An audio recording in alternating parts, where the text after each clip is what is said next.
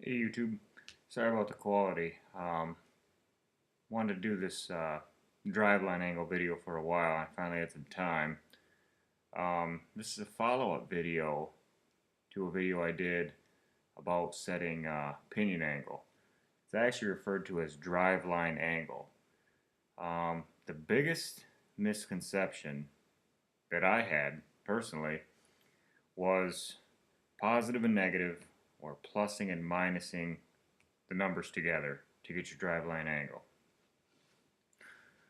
That's not necessarily true how that works. So this doesn't matter if you have a one-piece drive shaft or a two-piece drive shaft. Now I currently have a 2014 GT with a track pack. Now I can tell you that the 13 and 14s are the same. I can't say that for the 11 and 12s. I don't know if they changed anything. To get the correct driveline angle, how to set this. If you have a BMR or any analog angle finder gauge, this will work. I'm sure a digital one will work too. You need to first place your angle gauge on the harmonic balancer on the front of the engine, on the crankshaft, to see what that is. Now I can tell you right now that a 13 and 14 is 2 degrees to the left of 0. That's important. 2 degrees to the left of 0. Okay? So you'll write that down. Remember it. Now, in the back on the rear end, you have a couple options. The best way to measure it is use a square off the back of the pinion flange. It's completely flat, and it's very accurate. If you have a drive shaft installed, you can measure your pinion using the back side of the flange with a square. If you have the drive shaft removed, you can spin the square around and put it on the front side of the pinion itself. They both will match. Okay, so we're going to assume you have a drive shaft installed. You'll put your square on the back, stick your angle gauge in the bottom of it. Now, my particular car come from the factory at 1 degree to the left of 0. Okay, so what that means is we have a 3-degree driveline angle. Now notice, I did not say we have a 3-degree plus or negative. We have a 3-degree driveline angle.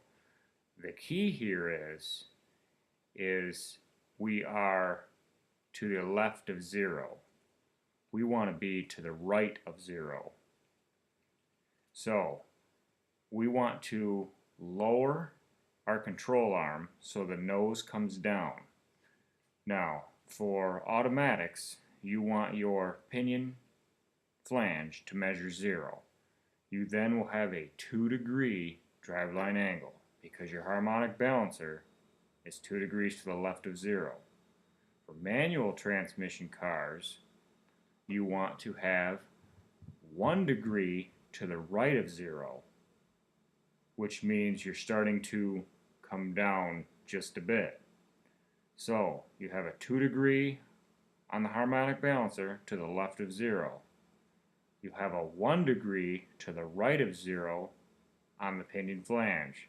That equals a 3 degrees driveline angle. Not plus or minus, it's simply 3 degrees of driveline angle. That is a good start, for a very good start actually. You don't really want to go more than that. 3 degrees is plenty.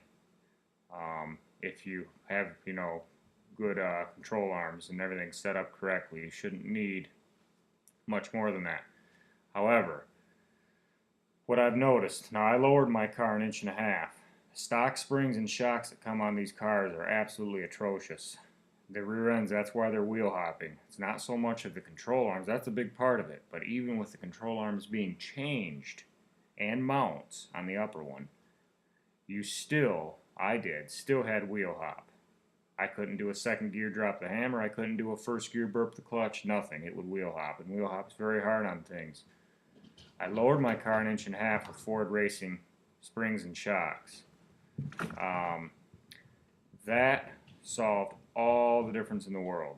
So The key here is I'm going to go with a 3-degree total driveline angle, 1 degree to the right of 0, harmonic balancer, 2 degrees to the left of 0, 3 degrees driveline angle. I can drop the hammer now in second gear and lay perfect posi marks with no micro hopping at all. It's completely gone. So I hope this helps. If anyone has any questions, comments, please feel free to ask.